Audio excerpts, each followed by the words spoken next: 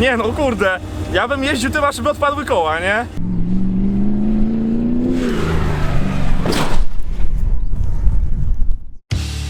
Nieraz tak sobie myślę, że gdybym jeszcze raz miał wybierać zawód, to zostałbym na przykład właścicielem warsztatu samochodowego, a jeszcze bardziej ambitnie na przykład konstruktorem samochodów terenowych. Dlatego z dużą radością i jeszcze większym podnieceniem pojechaliśmy do Poznania poznać człowieka, który właśnie zrealizował takie marzenie. Robert przyznał mi się, że zaczynał przygodę z offroadem od samurajka, jak większość z nas. W pewnym momencie swojego życia rzucił pracę w korpo, żeby stworzyć właśnie taką firmę, gdzie modyfikuje i buduje terenówki, ale jak się okazało, nie tylko. Budują również samochody rajdowe i wyścigowe. Są nawet właścicielami pucharu wyścigowego w randze Mistrzostw Polski, gdzie właśnie takimi Mini Cooperami S można się ścigać. Ta ściana nagród udowodniła mi również, że nie tylko budują samochody, ale sami startują i to jak widać bardzo skutecznie. Ja zacząłem startować w Mistrzostwach Polski BMW i S-Cup.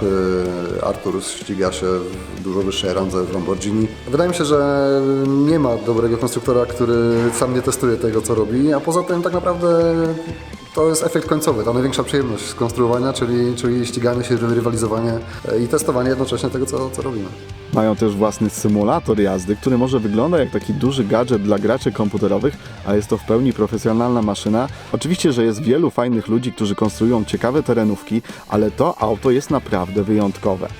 Mówiąc krótko, jest to pierwsza w Polsce zmota, która posiada homologację drogową. Spokojnie można tym upalać w terenie, a później na legalu wracać szosą do domu i nie martwić się o na przykład kontrolę policji, niewygodne pytania o zderzaki itd., itd. No i oczywiście totalnie na luzie. Można pojechać na stację diagnostyczną, zrobić przegląd. To jest numer mojej największej dumy, czyli WIN. Świadczy o tym, że homologacja jest prawdziwa i wbrew niektórym niedowiarkom można tym jeździć po ulicy. Marka OMM, coś co było zawsze moim marzeniem. Zawsze chciałem stworzyć swoją markę i coś po sobie zostawić.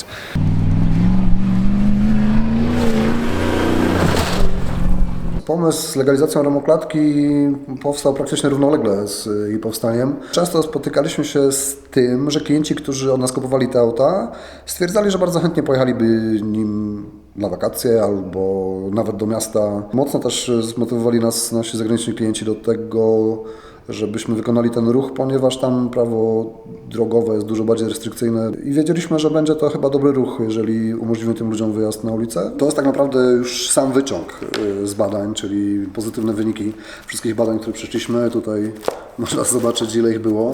Było ich dokładnie 64 punkty. Może kilka badań było zaskakujących, jeśli chodzi o dokładność. Auto było sprawdzane, czy jego pole elektromagnetyczne, które wytwarza, nie zakłóci pracy rozrusznika serca, na przykład pana na przystanku. Przyjeżdżała tu cała ekipa ze sprzętem jak z NASA i to badała.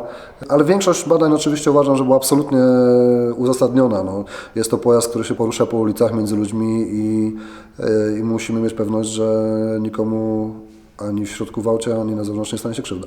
Pod koniec roku miały się zmienić przepisy, które bardzo by utrudniły tą homologację jeszcze bardziej. Byliśmy zmuszeni do tego, żeby praktycznie każde zadanie, każde badanie przejść za pierwszym razem. Jedno badanie, które by się nie powiodło, spowodowałoby, że nie zmieścilibyśmy się w czasie, a sama homologacja trwała ponad rok, więc logistyka i całe planowanie było wybitne i tutaj muszę powiedzieć, że zespół spisał się nieprawdopodobnie, niejednokrotnie były to całe noce zerwane, żeby na rano być gotowym. Przy tym projekcie pracowało 18 osób. Łącznie z projektantami i z kadrą, że tak powiem, administracyjną. Za nami widzimy kopyto, na którym składają się klatki. Jest tak mocne i masywne po to, żeby przy spawaniu ta klatka się nie odkształciła i żeby była powtarzalna. Żeby też każde elementy na niej montowane pasowały na 1/10 mm.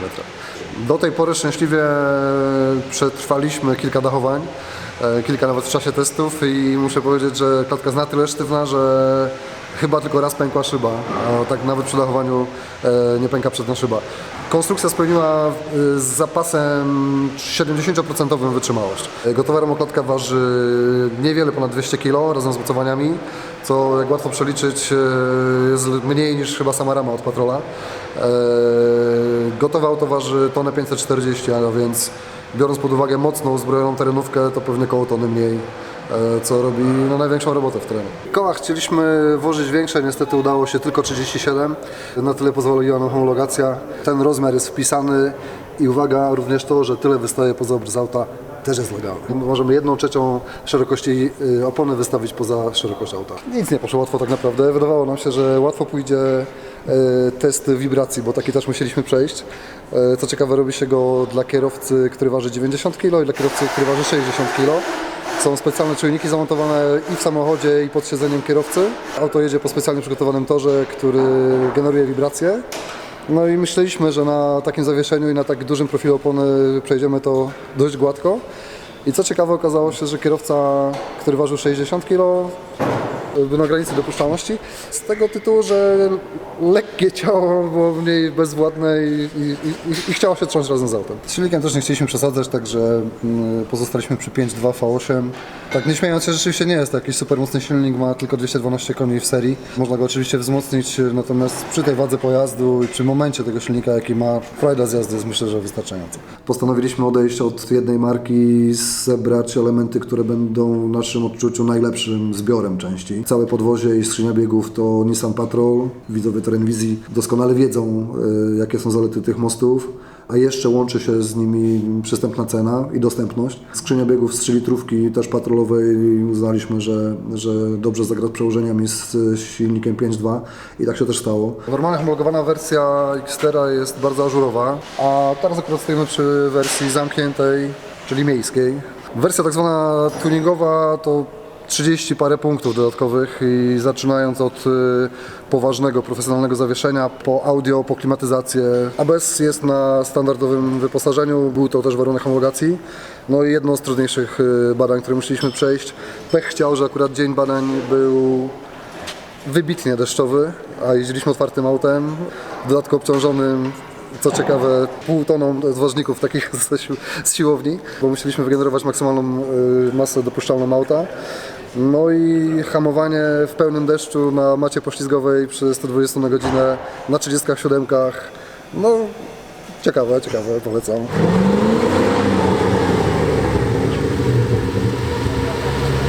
Skoro już wymyśliliśmy wersję miejską, no to trzeba było ją przygotować na zakupy, no więc trzeba było też zrobić oczywiście przestrzeń bagażową. Mieści się pod kołem zapasowym. Całe wnętrze jest samonośne, aluminiowe. Daje to oczywiście oszczędność masy i łatwość wkładania tego wnętrza i możliwość rozebrania, co też ważne do serwisu. Minusem jest to, że bardzo odbija światło i mówiąc krótko razi, kiedy jedzie się pod słońce, dlatego wnętrze pokryliśmy flokiem. To jest taka powierzchnia natryskowa, świetnie znana wszystkim, którzy jeżdżą w rajdach lub wyścigach. Pokrywa się nią deski rozdzielcze, żeby pochłonęły refleksy świetlne. Przednie haki mieliśmy narzucone homologacją, ale nie godziły się z naszą estetyką, dlatego musieliśmy zaprojektować i wysłać do zbadania nasze haki naszego projektu. Dość dziwnie to wyglądało, bo musieliśmy zbudować przód auta, na nim zamontować haki i tak wysłać do instytutu i były badane. Prędkość maksymalna, do jakiej ja się odważyłem rozpędzić, to było 170 na godzinę. No, jeszcze chciał, ale ja już nie chciałem.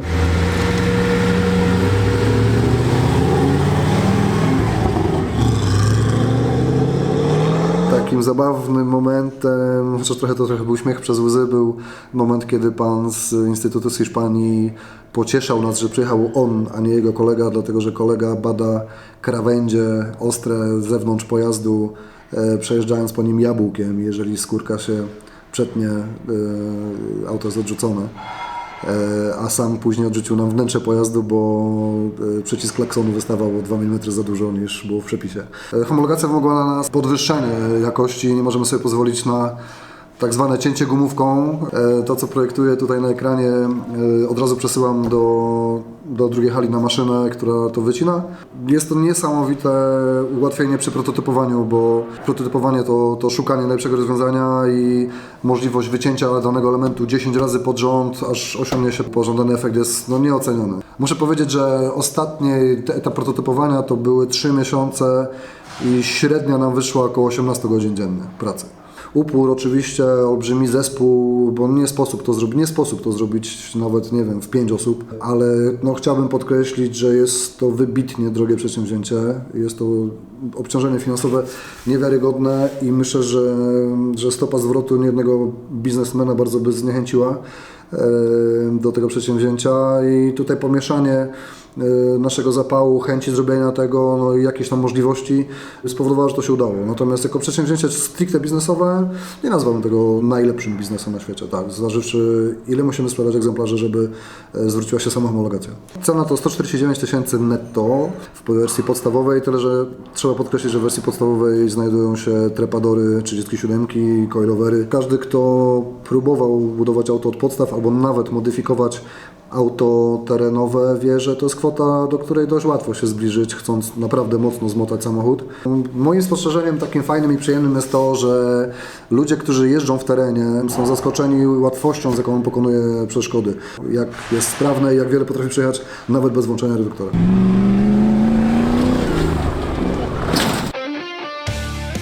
Jak znam naszą mentalność, to niestety zaraz pojawią się komentarze, że a po co to komu, a czemu tak drogo, a ja ze szwagrem w garażu to byśmy to taniej pospawali i oczywiście zacznie się zaraz fala dyskusji, która niczego nie wnosi, bo moim zdaniem ludzi ocenia się nie po tym, co obiecują, co gadają i co piszą w komentarzach, tylko jak wyglądają efekty ich wszystkich działań. Tutaj mamy bardzo konkretny przykład tego, że jednak można tworzyć coś, co wykracza poza nasze takie typowe wyobrażenie tego, jak wygląda terenówka, w jaki sposób powstaje. Dlatego z wielkim szacunkiem odnoszę się do takich ludzi, bo oni przenoszą to nasze offroadowe hobby na całkiem inny poziom. A na koniec jeszcze dodam, że Robert był na tyle uprzejmy, że powiedział, że zajmie się naszym Jimiakiem, który troszkę był taki wystraszony, stojąc koło tych większych swoich braci. W tej chwili skanujemy przód auta po to, żeby idealnie zaprojektować zderzak. Robi się to po to, żeby zrobić to od razu w komputerze. No to jest skaner optyczny.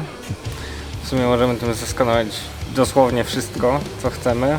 Robi się to dokładnie, estetycznie, od razu widać efekt tego, jak to będzie wyglądało na aucie. Nie wiem, co z tego wyjdzie, dlatego że ja powiedziałem, że nie znam się na tym, samochód oddaję w ich ręce, niech robią co chcą. Ma być to po prostu mały, fajny, dzielny samochód terenowy i tyle.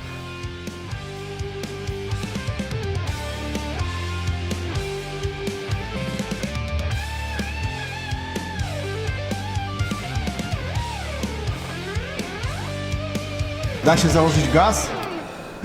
Nawet trzeba. Ile to pali? No oczywiście tyle, ile się wleje.